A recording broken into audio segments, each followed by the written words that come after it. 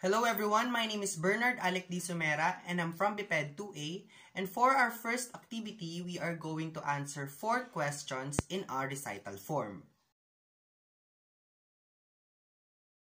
For me, as a future PE teacher, there are important ways to teach dance in this time of pandemic. First is make sure that all of your students know the basics or the fundamentals of the dance that you will be teaching. Second, sending or showing your students the video demonstration of the dance plays an important role, especially right now that our platform in class is through online.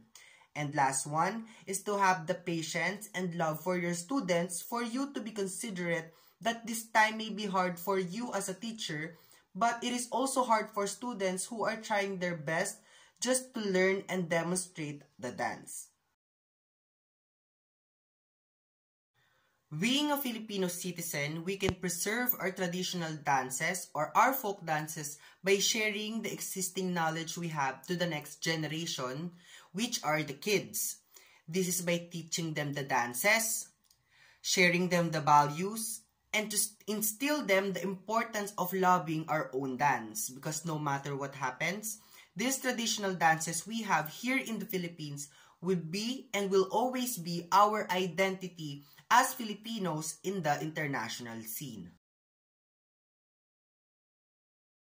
The thing that makes the Philippine traditional dance unique is the fact that it is not only incorporated of how our Filipino ancestors lived their lives before, but it is also influenced by the different countries that have colonized us. That makes it more interesting and worth celebrating because it is a statement of how we Filipinos achieve our freedom. The mother of Philippine folk dances is no other than Francisca Reyes Aquino. Her contributions made a significance not only in her life, but also to the culture and arts here in our country. Her contributions are gathering folk dances, songs, and games for her master's thesis in 1926 and published it as Philippine Folk Dances and Games. She promoted the Philippine folk dances in the physical education curriculum of Philippine schools, studied the native dances in the different parts of the Philippines, organized the Filipiniana folk dance troupe, which performed for 7 months in 1945.